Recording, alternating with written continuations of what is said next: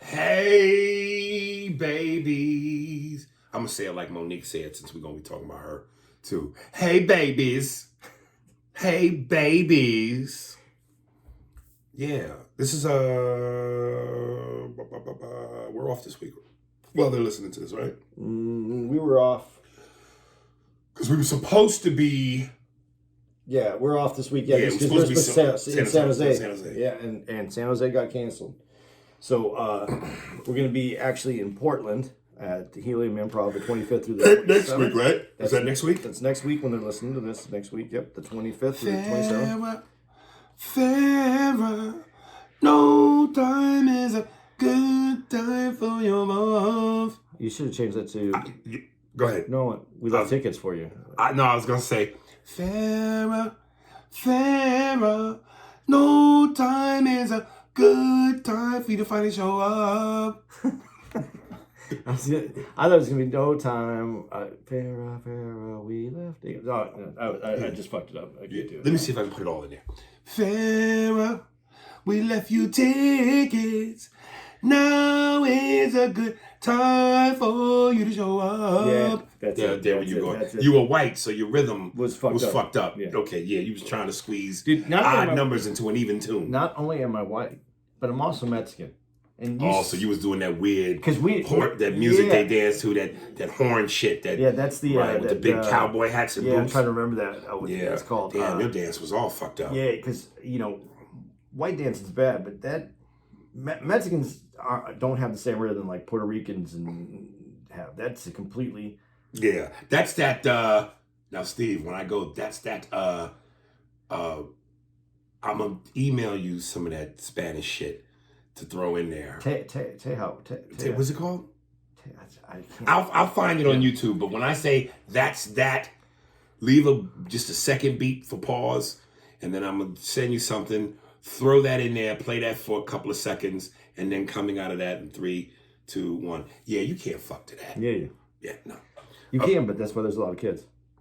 That's hilarious. Cum juice everywhere. You release on the horn. There you go. there you go. First order of business. I've been telling you to go to see this movie because it was highly recommended to me by one of our avid podcast listeners. Wrath of Man by Jason Statham. And we pulled a big boy move this week. Yes, we did, since things were reopening back here in California. We actually went to a real... movie theater. Indoors. With popcorn and drinks. I think that's the popcorn that they made before the pandemic started. And then they closed down and they just left that shit in there because that was... It wasn't good? You didn't like it? It was it was the saltiest popcorn I ever... I put a lot of salt on mine, but yeah, I hear you. And they didn't have all the drinks. Yeah, they were really opening back up. There's a lot of shit that was missing. No ices. Yeah, we got seats, but we ain't got no movies. Come on, pay for these movies. What'd you think of the movie? I told you... as we were walking out, there was a bunch of leaps of faith in that movie. But Jason Statham, man. Listen. Good or bad? Him. Are you complimenting or you? I am complimenting him because he's a bad motherfucker, boy. And I know that he's playing the character that he plays. Right. But he must have, when they write, when he gets to the original script, there's probably an extra 1,000 lines in his script. And he goes, nah. I'm not going to do that. I'm not going to say that, mate. I don't know that I'll like that line. I'm going to say it with my face. I'm going to say it with my face. And everything's got a gravelly deliverance. So when I say it, you're going to feel. Dude. Right? No, because he doesn't have to say it. I used to do a joke where I would go, that's a bad white boy. He got one of the most intimidating voices in action. Everything sounds like the beginning of an ass whooping. I go, I don't care how innocent it is. He can walk into an ice cream shop. And there's nothing more joyous and kid-like than ice cream. What's more fun? I want some ice cream. A lot of people like chocolate and vanilla, but I prefer strawberry. Quick, and don't put any sprinkles on it. Here you go, Mr. Statham. Yeah, that's bad. Like, nigga, you was one layer of the wrong topic from getting kicked and stabbed in your eye socket with a vanilla cone, nigga. He's badass, man. Yeah, the character was awesome. The story was... Well, before you go to the story, let me just say, in speaking to how awesome he is, there's this thing where Guy Ritchie, it's almost like he did it in chapters, where the screen would be black, Yeah. and it would say whatever the thing was, and then within that, later on in that part, someone in the movie would actually utter those words. Yeah. That last one, not to give the movie away, but spoiler alert, was called Liver, Spleen, Lungs, Heart. And when he basically gets the dude responsible for killing his son, and so badass, he throws him the coronary report. And of course, the guy that's reading it doesn't know what the fuck this has to do with anything. And he's breaking down, son, the bullets did this to the spleen, heart, and blah, blah. He goes, what the fuck does this have to do with me? And, you know, we've seen this cliche movie shit where the guy's in his crib, he turns on a light, or a light comes on, and there's the person who broke into their house, unbeknownst to them. And fucking, he's sitting there, Statham in a chair with this light and a pistol on a little table next to the chair. And he goes, it was my son. I want your spleen. Oh. I want your liver. Oh. I want your, what else was it? Spleen. Oh. Give me lungs. Give me your lungs. Oh. And then finally, up all the way. My son's name was Iggy. I'll take your heart. And then the music, and it was just, yeah, he delivered them lines like a fucking pro, man. It was almost like it was made for him. It had to be, but and I'm a guy. I like Guy Ritchie movies. I usually don't. I do. Because his movies be too weird to me, man. You don't like all the Sherlock Holmes movies that he does with Robert Downey Jr.? Never saw one of them. Really? Because even if it wasn't Guy Ritchie, coming off Iron Man? No, man. It's good. Nope. You're wrong. You're wrong. It's good. And who's the dude that plays the sidekick? It's not Ewan McGregor. No, it's I don't remember. Jude Law. Yeah. Yeah. It's a different kind of dude. I'm telling you, it's good. It's good. Really? It's really good. Both. All right, I might have to check this. They're really good. But I like Guy Ritchie movies. But I'm going to tell you one thing that I realized at the beginning of this movie. Because at the beginning, I was like, I'm going to hate this fucking movie. Uh-oh. There's some banter. There's just very dialogue that's almost meaningless. That's just like, and it's not very good banter. When you mentioned it yesterday, I didn't know how to put my finger on it. But then I thought about it, and I went, that's what it is. It's very GTA video game-ish. Before the action happens in the game, they say that's the scene. Yeah, they say so. But you know what? In Guy Ritchie's movie, when they're European characters, when they have that accent, I never noticed it because they're in those movies as well. But they sound much better with an accent. And since I want my money. Oh, Eddie. That's what Godfrey, because he talks about guy. I want it. And then Jason Statham comes in. He doesn't have his money.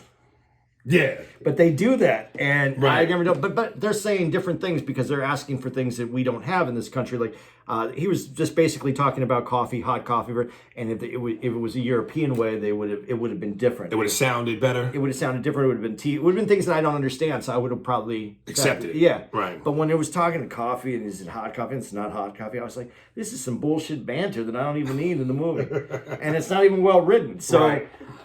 That's the first thing that I noticed in the movie that kind of and it threw me off. But then the movie gets into it and that all goes away. I will say this though, because it is a Guy Ritchie movie, the style to go back and forth, beginning to end, all the 2 months earlier, 5 months later, that very Quentin Tarantino-esque in a way of how to tell a story from backwards to forward. Right.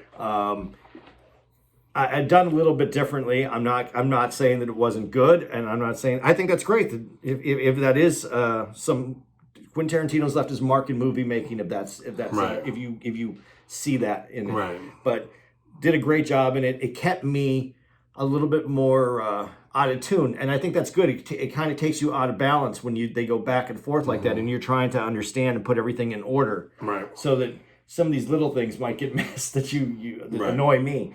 But there's a very big leap of faith at the end that doesn't make any sense to me, and I have a hard time with that. But the character itself, I'd go that movie to see Statham.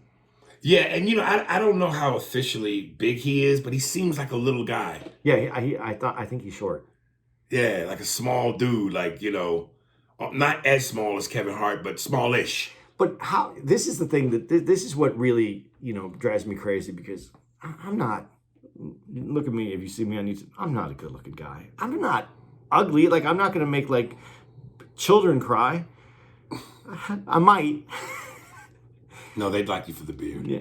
But how do you be short and bald and still be Hey man, good looking? Listen, man. Well, I don't know that I would say Statham is good looking. Women find him He's rugged. They find him very attractive. They like the rugged shit. Like when you think good looking in terms of straight looks, George Clooney, or even better yet, what's the Baldwin brother? The one Baldwin brother. Oh, Alex Baldwin? No, that's the lead brother. That's he was in the Backdraft. I know who you're talking about. The real, he's a pretty motherfucker. Billy Baldwin. That's handsome. That's cute, gorgeous. Statham ain't that. He's rugged. Yeah, that's old Andy Garcia. Yeah, he has a ruggedness, and then when you throw that, that English flair and that voice, that's sexy to a bitch. But I threw Andy Garcia in on this conversation because he's in the movie. Yeah. And he has aged well his whole life until this movie. No, I wouldn't say. He just got old. His age weight. Yes. Because when you look at him in the Untouchables, when he was a baby, it's like, wow. But he's fallen right in line with this is my age weight. But he stayed a pretty handsome guy all through, and then now he's an old man. It caught up to him. Age caught up to him. Not badly. Not bad. Not like he's still in movies. Yeah. And he's not scaring babies. But he ain't right. He ain't Andy Garcia anymore. Because it was a while ago. But the last movie that I saw that he was still. What's the movie? The first movie with the ripoff movie where they steal his Ocean 13. He still was very. He had the same. The weight was almost the same though. But his face was cleaner back then. His nose wasn't. No, he's aged now. Yeah. I'm not saying to shit on him. Right. I'm just saying, right. As I've gotten older, now I'm watching the people that I was like. Dude, when we were in the theater and they showed the previews, and I thought he was done being James Bond, Daniel Craig, because they announced Idris Elba is going to be the first black James Bond. But apparently they got one more James Bond movie coming out. I didn't recognize him at first because he looked old. Dude, I was like, that's Daniel Craig? Dude, I think he came out old looking though. He always. But he was also another one that was rugged. He got his whole thing was that they were like, yo, of all the James Bond, he's the least good looking. Yeah, because he was the most rugged. Right, he was the most rugged. But now he looks like he was rugged, and they left him out in the sun for too long. Women, how do you prefer your men skin? Smooth latex or ribbed for your pleasure? Fucking Jason Statham is ribbed, nigga. When I slow it up in you, you're gonna feel some edges. It's gonna be a wee bit rough. If you take it, honey, it's for your pleasure. I don't go in smooth like those other guys. It's in Braille. It just says, take that, take that, take that. Take that, you wanker. Come on, you slimy bitch. I like the movie, man. It's got a lot of man food on it. And edge. It's a lot of edge. But I gotta say, again, I've never been a Guy Ritchie buff. This to me probably is my favorite movie by him. The movie I couldn't stand only because I couldn't understand it was Snatch. Did you see Snatch? Yeah. Did you like that? Yeah, I did. But all these movies might take me. I have to maybe watch it a second time so I can catch everything. Right. Because it's hard. It's hard because it may sound normal to anyone in Europe, but here, that it's they say we talk fast out here. Well, even in the movie, jokingly, I forget what the character's name was, but the main guy the main guy of the armored truck place, who was in charge of everybody, who eventually was in on it with the bad guys. Yeah. He even jokingly said something about to the one female in the unit about how he's got that sexy European feel. So again, to women who aren't English, who are American, they hear that, and that's a turn on. It's definitely not this. But I'm going to go up in your raw. It's very different from I'm going to slow it up in your raw. It's almost like you don't see the insertion of the penis coming. You just feel it, and before you know it, you go, ooh. When you hear, I'm going to go up in your raw, you clench, nigga. You embrace for what's going to make you go, ow. But I heard our accent is very sexy, like in Australia. They like our accent. Yeah. Well, hey, again, America, goddammit. This is the way. It's the reason why they call it the American way. This is the way. I want to make love to you. You see how that sounds? Oh my God, I want to have sex with you. So you're asking me and telling me at the same time, I want to have sex with you. I want to make love. That does. You can hear the bra snapping. Psst. I want to make love. It's very different. How do you how? I'm slaughtered up in you like butter. Like butter. You hear that? I'm slaughtered up in you like butter. How do you think your confidence would be affected if you had an Indian accent? Mine? No, like anybody. Don't you think? Oh, dude. There's so many things I want to say to her, but I'm afraid she's going to yell help. My biggest fear is that she will cry and run away or yell help. What woman screams help to? I want to put my hand up your skirt and diddle on your fancy. Oh, that's welcoming. Oh, I want to put my finger in your snatch and diddle you. Ew. Slaughter up in you like butter. But do women with an Indian accent don't speak that? You know, it don't sound good either. But you know there's pussy on the other end of that. So you'll take a gnat in your ear while you fuck. You know what I mean? You just gotta keep digging in your ear to get it out, but dude, that ain't gonna stop the stroke, you nigga. will relate everything back to pussy. I'm telling you, it's the magical potion that never fails, nigga. It never fails. What's your favorite cookie? Well, I like this one because you know, when you eat oatmeal raisins, there's certain ridges and designs within the cookie. It's like pussy. And the clit is like the raisin.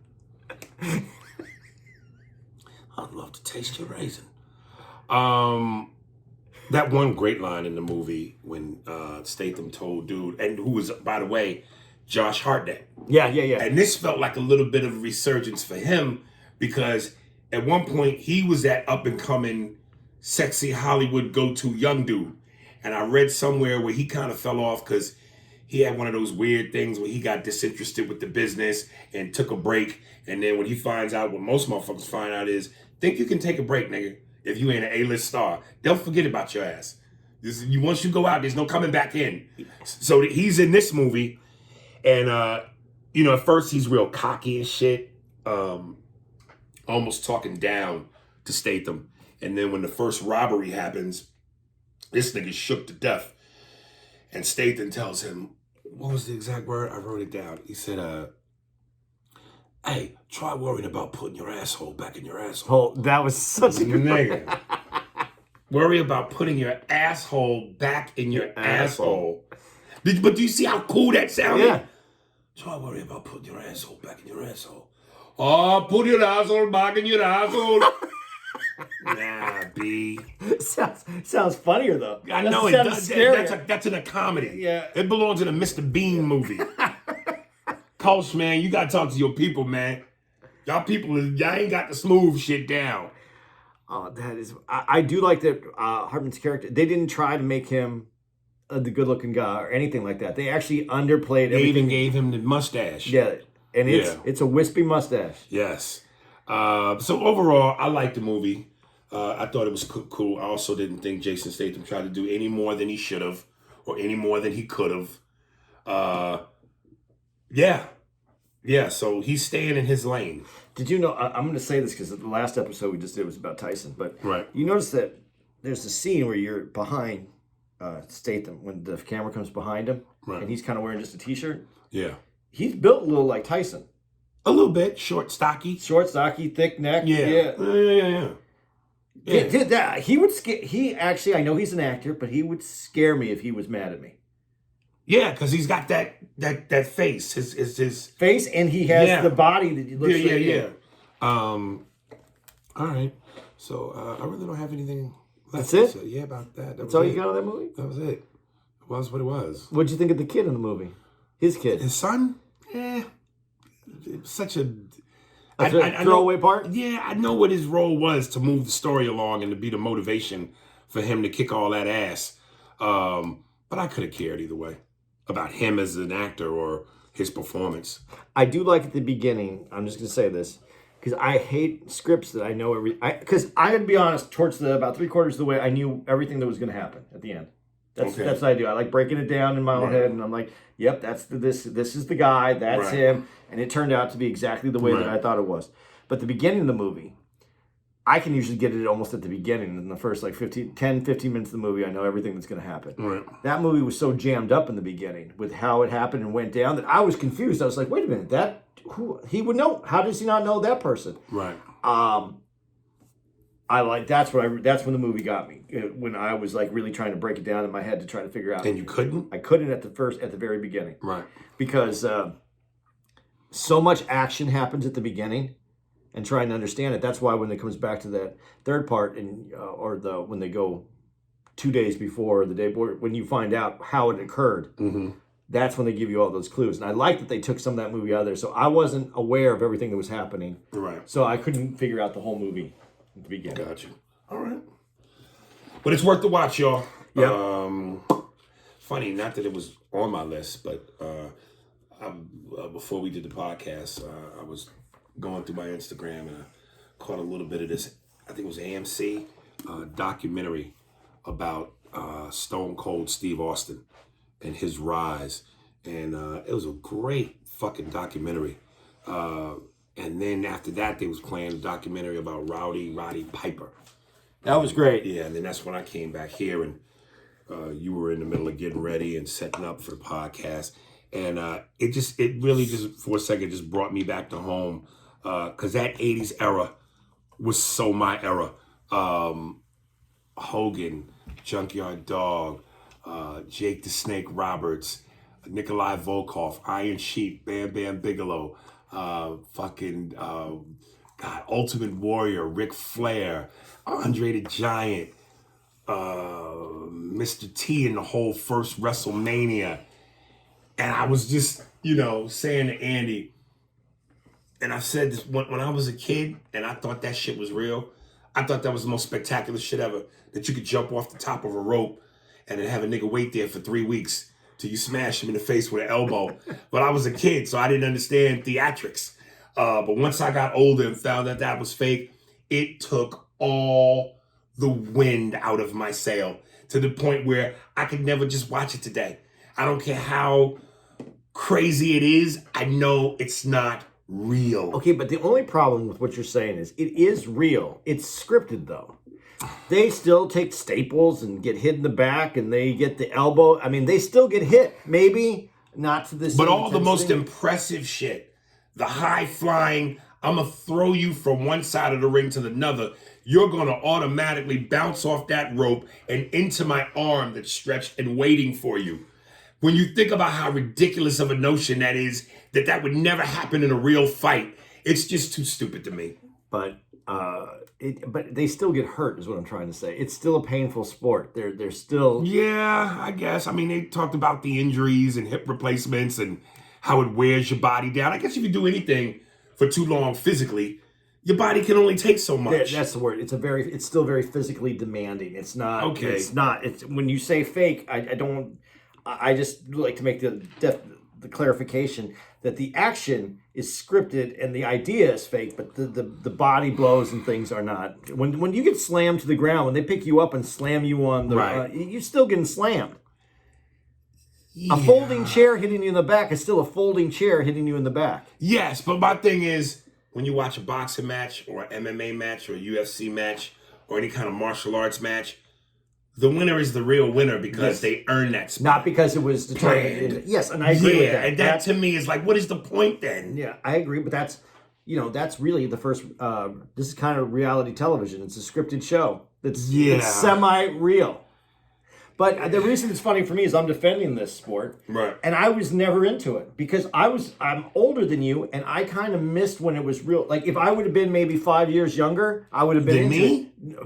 Then 5 years younger than myself. Oh, okay. Because I was just like, I had already, like I think I was starting college when it started getting really popular. Right. Was that was it the 80s? Yeah, I was 83. Okay. I started, I'm starting in college. I'm only concerned about I'm only really concerned about school and getting an ass. So that was it. And so that didn't pull me back in. Had I been a little bit younger and I was in high school, I probably would have been really into it because but I wasn't into it. And I'm almost depressed because when I look back on it, it looked like a very fun thing to be part of. I think it was. And I mean, and the rise and the height of its popularity, especially in the mid to late 80s, when it starts leading to cartoons and merchandising, you've made your way. And I remember one of my very first Christmas gifts my father bought me was the Hulk Hogan workout set. And it came with 2 blue Hulk Hogan dumbbells, a jump rope, a plastic Hulk Hogan doll, and some of the headgear and stuff like that. And I thought that was the coolest shit in the world. But again, once I found out it was fake, I knew the magic. Yeah. Well, and I knew it was fake because that's just, that's what I knew. So I didn't get into it the same way. Right. But I'm going to tell you, anything in entertainment that isn't controlled by people who don't do it. There's a better way of saying it. Mm-hmm. Anything that's not controlled by people who aren't actually in it is great. And that's what made wrestling great because it's controlled by people that... But Vince McMahon was always a very hands-on, sometimes even performer / wrestler himself. It was his baby. Yeah. So he was very much in it. But he wasn't controlled by a Hollywood media where they had to get certain kind of numbers and they ran... Right. I see what you're saying. Anything that's done outside, entertainment that's done outside of like the Hollywood magnet is usually very exciting to most people. And to your point, when a lot of Hollywood people get involved, they fuck up the product. Hence, Zack Snyder's Justice League. Oh, by the fucking way. Yeah, we didn't even forgot. We had 2 episodes and haven't even said that. Yes, but now here we go. Dude, me and Andy, when we were in Philly, and when we drove back from Philly to New York, I gotta say, it gave me chills because it reminded me, because I'm so far removed from Jersey and what used to be the early parts of my life. When we stopped to get gas, I got out the car and I took it all in. Oh, I forgot what this was like when we would take those drives from, even if it was from Jersey where I live, North Brunswick, to go to Six Flags. It was a nice hike. Yeah. But if you certainly drove from Jersey to Philly, then from Philly to, I think it was Ohio, to eventually Indiana, where my grandmother lived, we would take those long trips and you would have to stop to get gas at those... Sumco's. Right, at those rest stops. Yeah. And it was like, there's the gas station, but then when you go to use the bathroom, there's the fucking... Food court. And it was a Roy Rogers, nigga. And it was Roy Rogers Pizza Hut. I just went, holy shit. I wasn't even hungry, and I wanted to order Roy Rogers just because it was Roy Rogers. And I was just like, I forgot what this Jersey shit feels like, man. See, I'm not from the East Coast. I'm from Arizona. Right. So when I started doing work with you, I would, and because I'm very economical, and because I would take buses and trains. So that's when I started to notice all, and I would drive if I could, but that's when I started to learn about all this. And it's so cool because it's just, when you travel here, there's accommodations, there's things for you. It's way different than when you're traveling on the West Coast. Mm-hmm. And it is very interesting. And I love when I take a bus and they would say, we're going to be stopping at whatever. And the very first time I got out and thought, what we're stopping and we're going to just walk around. There's going to be a couple things to throw some quarters in and get a Coke, right? No, it's like a little food court. Right, take a little break. Yeah. Stretch your legs, go get something to eat, get back on the bus. But saying all that to say this, So we go from Philly, we stop at one of those spots, we eventually get into the city, in which case I got to give you shit a little bit. About driving. Yeah. But not me. It wasn't me that was driving. No, I know, but let me get to what I'm going to say.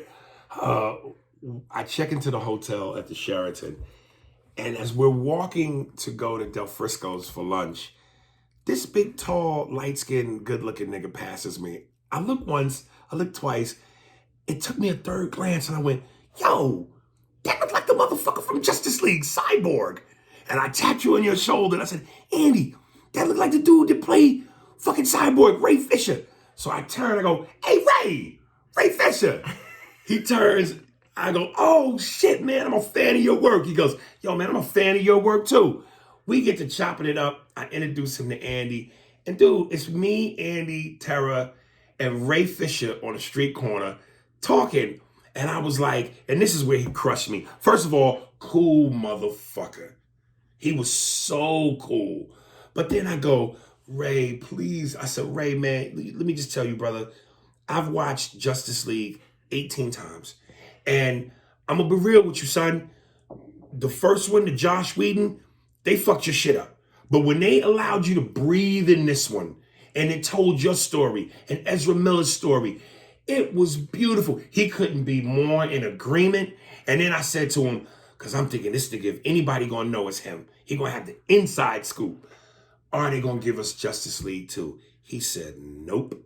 He said, Warner Brothers is so anti-Snyder, it's ridiculous.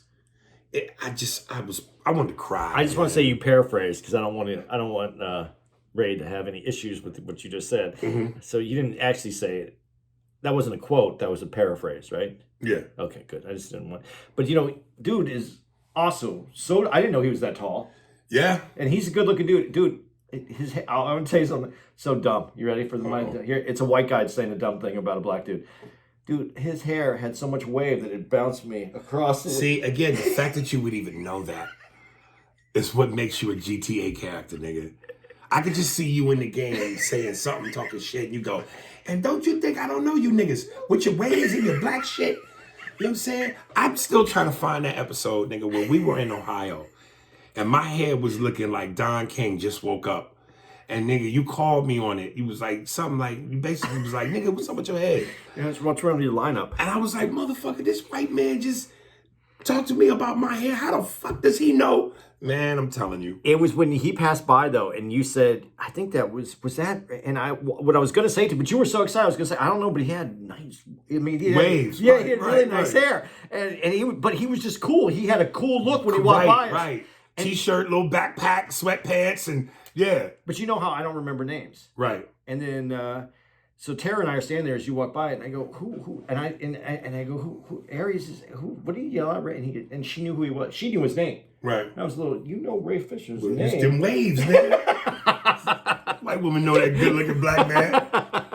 Here's what's bananas, though. So I'm in my room at the Sheraton. I'm on the 36th floor. I'm looking out the window, and I can see the fucking poster in Times Square of the Justice League. Yeah, that's right. How much of a big dick moment is that? You walk and you look up, and there's your image. Ben Affleck, Henry Cavill, Ezra Miller, Gail Gadot in Times Square. And that's just you with a backpack on, walking past your poster. That's the only place I would walk. Right. Stand right in front of that motherfucker. Right. Yeah. Acting like I was just there for no reason whatsoever. Right. Yeah. Oh my God. No, he was really cool. He was really nice. He was nice to me when you introduced me to him. He made sure that it was just nice that someone took the time and said goodbye to Tara and myself. And he was a very nice guy. Yeah. I was surprised he was that nice, and I was surprised how open he was to talk about it. Yeah, I mean, but look, let's put it in its proper context. Excuse me, hold on. Gesture is about to occur. Oh, God damn. This usually doesn't happen until the emails. Yeah, I know. Let's be honest, though. If you had to go, who are 5 of the top biggest name black actors that you could reel off of your tongue that have been in, like, project after project? Prior to his death, you could have easily went Chadwick Boseman, Michael B. Jordan, what's my man plays Falcon? What's his real name? I just can't believe you're not saying Denzel Washington. Just No, that was a superstars. Oh, I'm just talking about guys that work often, but they're not. Denzel is an icon. Is Larry Fishburne an icon? He's up there. Okay. And Sam Jackson's up there. Okay. I mean, guys that are young and steadily working. Anthony Mackie. Falcon. Yeah. You say Anthony Mackie, if he didn't pass, because you know he would be working, he was already hot. Chadwick Boseman, Michael B. Jordan. And that's 3. I'm sure there's got to be another 2. I'm just not familiar with the names. But there's the dude I like that played Basquiat, but I can't remember his name right now because I'm Jeffrey Wright, but he's a veteran. He's more of a veteran. But he's not a household name, though. But he's like 50. Okay. I mean, guys in their 20s. Okay, you're talking about younger guys. Younger guys. Okay. Prior to Justice League, what is Ray Fisher been in? I don't know. Exactly. Yeah. So unless you're there, yeah. I'm not saying you still can't be humble, but when you only got one thing under your belt, one big thing, yeah. There's no cause for you to start acting like your dick is bigger than it really is. No, you're right, but I wonder, had that been Ben Affleck, would he have been that cool? Dude, if I'm Ben Affleck, why wouldn't I be cool? Hey man, you're a big time star. But you dated J-Lo. You're a big motherfucker. Ben Affleck is a big motherfucker. I heard he was back in J-Lo. Yeah, hey. Did I say that wrong? I think I might have said that wrong. I didn't mean back in J-Lo. Nah, nigga, that sounds right. He was back in J-Lo from the back. But when you're a big time star like that, dude, you have you need a little reason to have an ego. I don't know that Affleck would be. He probably wouldn't have been a dick, but to sit and conversate with us, nah. Do you think he sings Jenny from the back? I think he whistles it.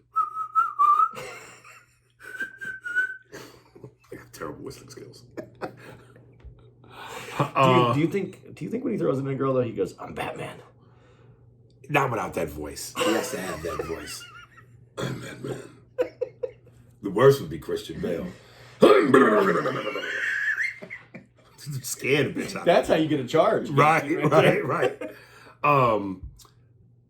Yeah, man. Ray Fisher was cool, fucking dude. I never seen you so excited though, dude. Really, honestly. I mean, you're passionate when you talk about Tyson. You're passionate. I've seen you be passionate before. Because I loved that movie. I know. And I loved how they let him breathe. And I loved his character. And I love a little bit of the fight that he's having, which could be dangerous because he's black. But he had a little bit of a war with Whedon and some of the powers that be at Warner Brothers over racial issues. And when you black in Hollywood, it wasn't with Whedon. He had the. Oh yeah, it was. Oh yeah, he and even Gail Gadot said in an interview, Whedon's a little bit of a dick. He threatened to destroy her career, and Whedon's a little bit of an asshole.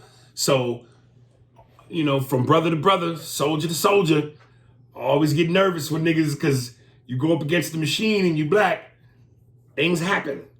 So he ain't out there enough to be waging war with niggas if he still wants a career. That's why I said you paraphrased what he said, not said it. Oh, okay. I know. Okay. Yeah. It was just the general gist of what he said. Yes. Yeah.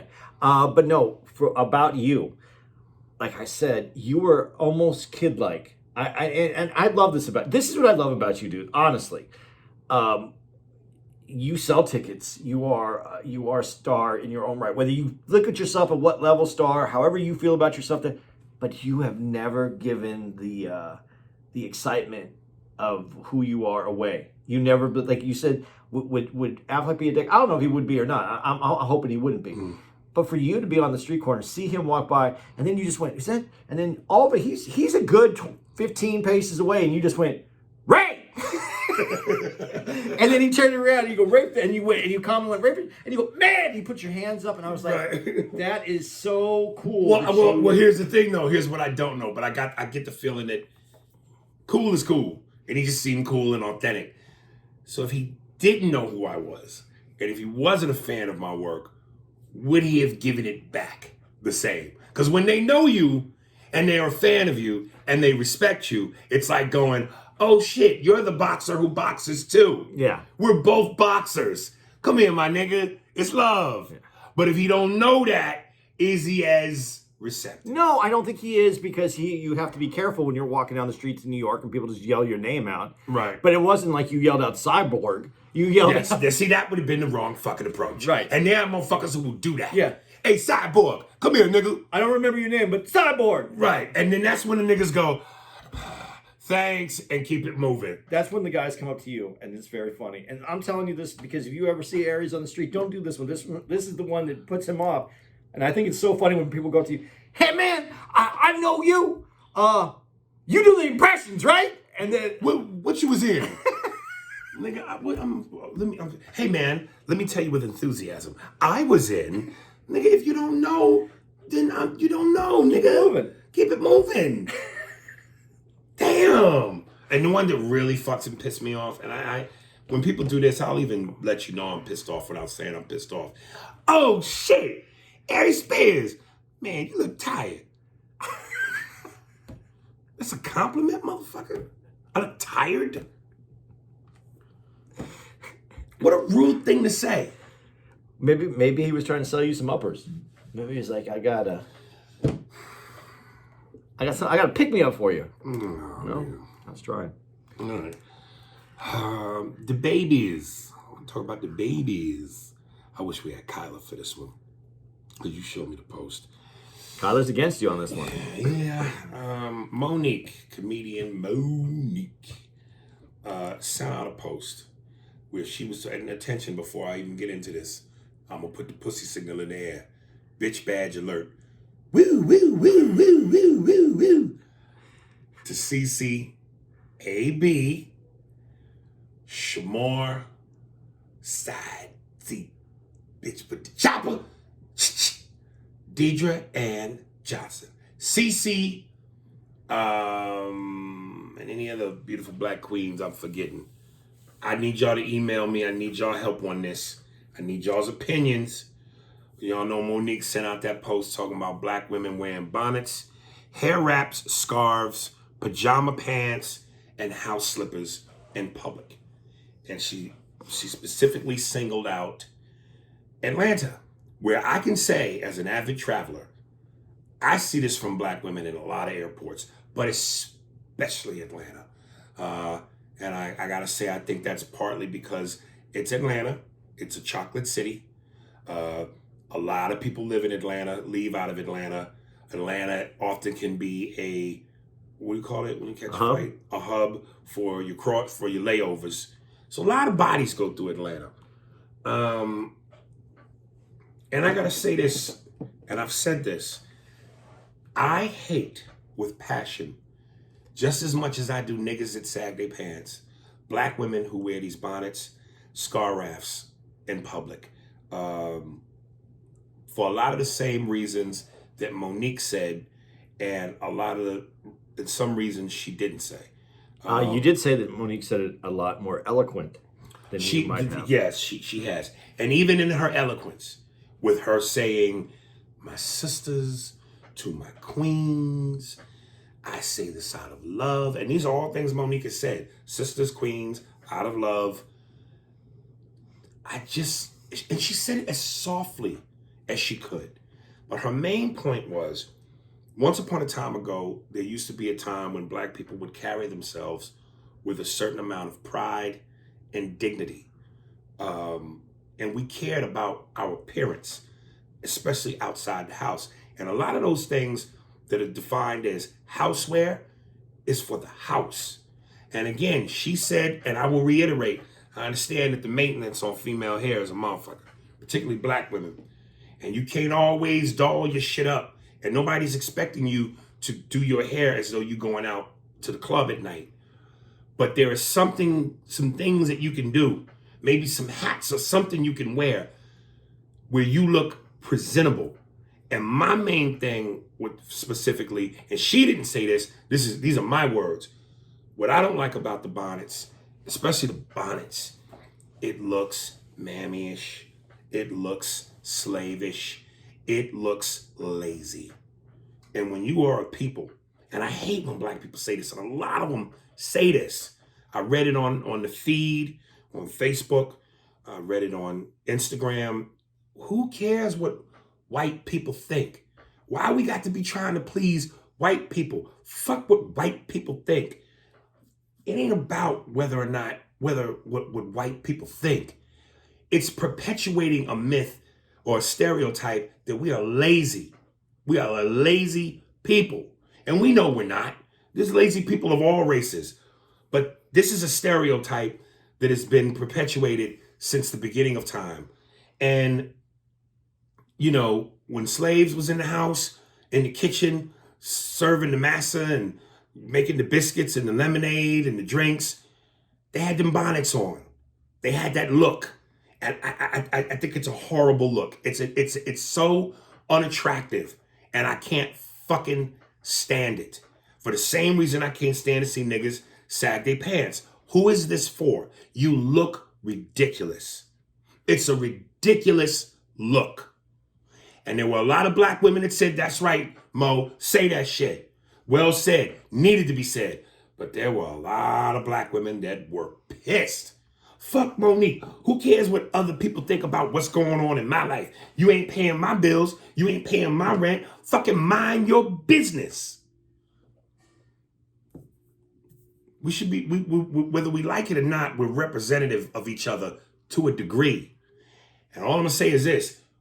Back in the Tulsa and the Oklahoma days, when black people had their own thriving communities and their own thriving lives and were successful, part of that was how we looked, our appearance. We wore suits. We were elegant, eloquent. There's something wrong with not being that? Here comes the white guy's opinion on the Black Matters. Oh, shit. Yeah, this is my Floor Creek conversation. You really want me to do it? You have to. Okay, I'm gonna actually start with the story from my life to make this make more sense from my point of view. Right. My next door neighbor, the two young men that lived next door to me were Chris and Eric Washington. I talk about them sometimes in my set. Black? Black, yep. Washington, yeah, I should have known. Okay, Chris and Eric. Chris and Eric were, they belonged to their strong church family. Mm-hmm. And because of their strong church family, they also had people that would come visit them from the church from other cities. Mm-hmm.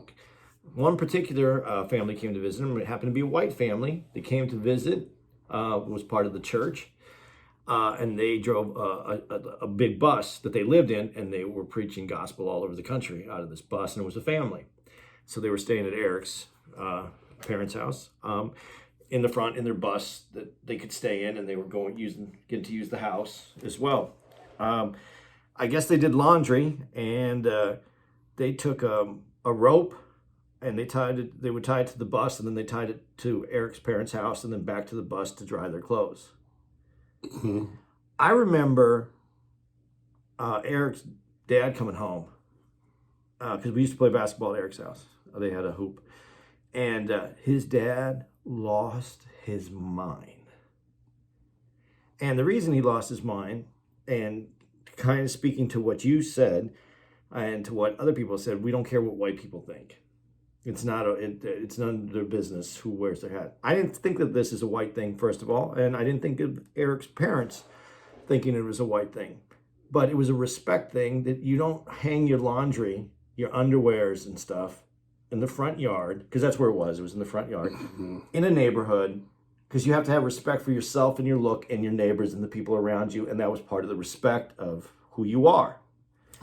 And he was pissed. He lost his mind. Mm-hmm. He made them take that down, and the next day, I agree. They weren't staying there anymore. I agree. So, that being said, I would say I never saw it as a white-black thing or bowing to white America not to wear that. I'm so glad you said that because, go ahead. I think it's a respecting for yourself on how you want to present yourself to the world. Don't lose your train of thought. Go ahead. But I think that that's an excuse that some black people use for laziness. Is to go, fuck what the white man think. And I agree with you. And are there white people that may be thinking that? Of course. But they're going to think that anyway because they're coming from that place. Yes, doesn't make a difference. However, it's more about what you just said. speaking to what's right and presentable for the sake of your own, It's from within you. yeah, but just to prepare, just to make an excuse for that laziness, they use the white excuse. Because I never saw it as that. I saw it as, because there's a lot of things we all do that we can do that are lazy when we don't present ourselves the way we would want. I'm not saying, I don't have, you have more of a problem with the bonnet than I do because you're seeing it from a black perspective. I don't see it from that. But I'm going to say, can I take this up 1,000%? There you go. And this is going to get, hey, guys, make sure, if you use typewriter still, make sure you get the ribbon, brand new one, because you're going to have a lot to write about this. This is going to get fucked up when I say it. There's things that represent an old way of thinking. And when you brought up how that was part of the old world where there was the house Negro, can I say it that way? Would that be is that about as close as I can get to it without coming in and serving? My fist aren't clenched. No, and serving the master. They would have the bonnets and stuff, right. And so that to you that puts that back to a time period back in the past that is negative, right? Almost like using the N-word. When you say use the N-word, you talking about black people using it? No, you don't do things sometimes to go back to that area. I don't think it's a white person's place to make a determination on the headwear that a black woman wears. That's what I'm saying. Absolutely agreed. So that's why I'm being very careful on right. how I'm saying this, because that's not what I'm trying to say. Right. I'm not trying to associate this, and I'm not trying to make a determination on a black woman. I'm going strictly off on what you're saying is it homeware or is it outerwear? Should you be wearing it at the house or outside? And I think it all depends on your person and what you want to project to the world, who you are. And it's not who you are, it's just projecting. It's just you're wearing that. If you're comfortable in it, is it wrong? But on the other hand, if it's likened to something that is an old idea that makes other black people feel like, I don't feel that way. Is that what you're feeling? Because I don't really know. Because I don't live in the same bubble. It just feels to me ghetto and lazy. Like I could never, and I know it'll be easy to want to say this given the realistic situation. So I hate to use this example, but pre-rape Cosby, you never get the sense that any of the Huxtable kids would be seen in public with a bonnet on. Now you might get a sense that the Evans would, the Evans family in Chicago, a la Good Times. That's a good way of putting this. But the Huxtables would never be seen in public with bonnets and scarf wraps and pajamas and slippers on their feet in public. There's just a certain amount of class in which you carry yourself. And that's what I was trying to get to with the point where I said about the clothes on the laundry. It's about the class and what you want to project of yourself to the world. Right. But I will say this too. We have, as a society, we have very much casualized, I don't know if that's a word, casualized how we look. Because we're very comfortable wearing jeans and a t-shirt now to a nice restaurant. That wasn't the case years ago. As a matter of fact, if you look at old movies, the homeless guy or the hobo, they wore a suit jacket. Okay. There was a time when even if you were poor, you had... Well, that also depends on how nice the restaurant is. Because once upon a time ago, you could wear a baseball cap in Ruth Chris. Now they make you take your hat off. Now you still can come in with jeans and a t-shirt, but they at least make you take your hat off. Yeah, I'm just saying we have become very casual in our attire, and I understand this point. If it's 5:30 in the morning, what is the difference between wearing a sweatsuit and sneakers and wearing a sweatsuit, sneakers, and a bonnet because it's 5:30 in the morning, you're not doing your hair until you get to where you're going? Because you're not going to even get there until 7 o'clock in the morning. So it's morning. It's early. What is the difference? But I think there's something you can still do to where you don't wear a bonnet. It's just to me, it's just the same sagging pants. It's a bad look. It just looks bad. I'm not disagreeing with you. I'm really telling you, it's like for me to use the N-word is the same for me to judge the bonnet. I don't have a place on this one. Because I really don't know. This seems a way more personal to the black community. It would feel like your place would be wrong if you came at it. If you said what I said as a white guy, I went, yo, that shit looks slavish. It looked mammy-ish. There's the jaw-dropping, eye-popping. But when you phrase it about it being about presentable, representing your neighborhood, representing a certain level of class, you're well within your means to say that. I can say that, but I can't really tell you that bonnet what level of class that bonnet's at. You can. If you feel that way, you can. Would you say that when you look at it, it looks wrong? I can tell you where it was represented to me in the history of this country. And that's what I spoke on. I said that's where it was worn in the house when someone was serving their. Okay, so in terms of that context, there's a racial component to it. There is a racial component to it, and you feel like that's not your right because if I can't, being smart enough to know that I'm not going to use the N-word, and being smart enough that in this moment to know that if that is it falls under the same racial guidelines from a standpoint that I had nothing to do with, that I don't have any really say in, then I don't have any say for or against. That's something that I think has to come from the community itself and how it wants to be seen. Because as a black man, you use the N-word. And so if you have pride in that, in the way that you use it, why couldn't a woman have pride in the bonnet? In terms of how she feels about her hair and how she wants to move through the world. And this is the part where it would be nice to insert a Kyla. Because she was all for the bonnet. And to have her opinion on it, especially being for it, would be a great, okay, maybe I see it that way now. Or still, I don't agree with you. And here's why based on what you said.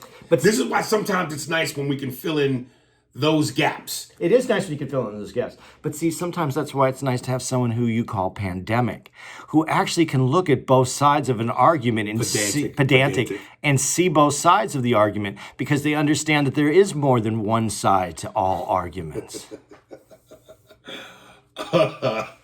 Look, it's very hard to have gay conversation without a gay. We talked about this with Bill Maher, without gay representation. Right. Female conversation without female representation. That doesn't mean you can't have an opinion. But I think you can even have the conversation, but I don't think you could try to be definitive on the conversation without including who you are speaking on. Right, that's the proper word, definitive. Might have to put a pin in this one to be continued. Because when Andy showed me the post, I immediately texted Kyla and I said to her, girl, I wish you could be on this podcast with us, because I spelled out so with S and like 15 O's. I so would love to have this argument with you. And she's responded, LOL, let's have it, damn it. So yeah, and I know, and as only as she can, would very eloquently and with the utmost intelligence formulate this to where she would make a compelling argument. I still don't know that I'd agree with her, because my stance is strong on how much I hate that. But at least the argument could be made. So, same bat time, same bat channel. Have to see you on another one. I did not know headwear could get so floor creakish. We live in a time now where everything is floor creakish. But you do realize, though, in the 1950s, men wore a fedora, a hat. Yeah, but in those times, it felt like those were the only clothes made. Okay, but when you went to inside the house, you took your hat off. Right. And now, you wear a baseball hat everywhere, which is a sport hat. I mean, there was a definite difference between a sport cap that you wore on a baseball field Right. versus a fedora. And when you came into the house or when you did anything that had any respect to it, you took the hat off. Right. So the rules are being rewritten right now. And it's how we want to write those rules. Okay. Anything else? Nah, that's enough dumb words from the white guy. I was trying to find a good way to say, and that's how I get pussy. But I'm still trying to perfect the timing on that. Well, is there ever a bad time? To say, and that's how I get pussy? No, to get pussy. Yeah, when she says, no, he, no, he.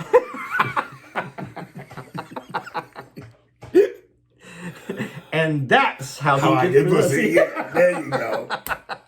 There you go. Let me see who we got. Who's up on deck? Let me try this motherfucker here. All right. This is from Eric Vintage Music. Album leaks ericvintage.bandcamp.com. Social media, Instagram at Eric, ERICVINTAGE. TikTok at Eric, ERICVINTAGELA.